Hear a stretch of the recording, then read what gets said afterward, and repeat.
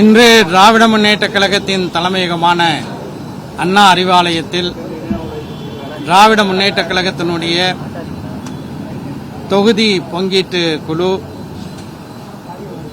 திராவிட முன்னேற்றக் கழகத்தினுடைய பொருளாளர், நாடாளுமன்ற உறுப்பினர் TR பாலு அவர்கள் தலைமையில் அமைச்சர் பெருமக்கள் இடம்பெற்றிருக்கின்ற அந்த குழுவுடன் நாடாளுமன்ற உறுப்பினர்கள் பங்கு கொண்டிருக்கின்ற அந்த குழுவுடன் மனிதநேய மக்கள் கட்சியின் சார்பாக நாங்கள் பேச்சுவார்த்தை நடத்தினோம்.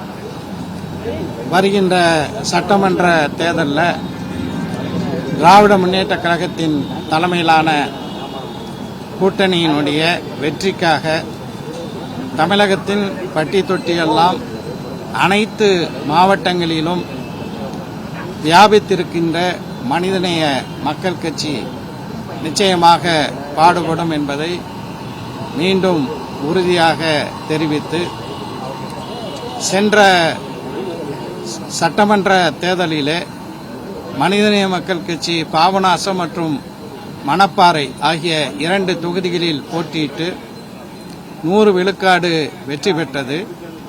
எனவே இந்த முறை 5 தொகுதிகள் மனிதநேய மக்கள் கட்சிக்கு தர வேண்டும் என்ற கோரிக்கையை நாங்கள் முன்வைத்திருக்கின்றோம். இது முதல் கட்ட பேச்சுவார்த்தை தான்.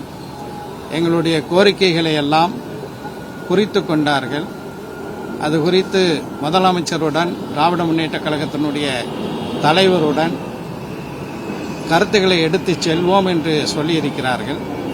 அடுத்த கட்ட பேச்சுவார்த்தைக்கு அழைப்போம் என்றும் சொல்லியிருக்கிறார்கள். சார், இப்போ உங்களுக்கு நீங்க ஆல்ரெடி 2 இடத்துல இருந்து போட்டிட்டு உதயசூரியன் சின்னத்தில் தான் போட்டிட்டு இருக்கீங்க. இந்த முறை அதை ஏதாவது சொல்லியிருக்காங்களா? அதை பற்றி தான் பேசுறீங்க. இந்த சின்னத்தில் போட்டிட்டு உதயசூரியன் சின்னத்தில் தான் மனிதநேய மக்கள் கட்சி இந்த தேர்தலில் போட்டியிடும்.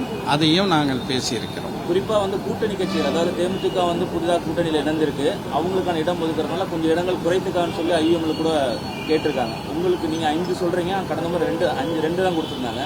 குறையறதுக்கு வாய்ப்பு இருக்கா, கிடைக்கிறதுக்கு வாய்ப்பு இருக்கா? நாங்கள் அதிகரித்து தர வேண்டும் என்ற கோரிக்கையை முன்வைத்திருக்கிறோம். முதலமைச்சரிடம் கலந்து பேசி அடுத்த கட்ட பேச்சுவார்த்தையில் அது பற்றி விவாதிப்போம் என்று சொல்லியிருக்கிறார்.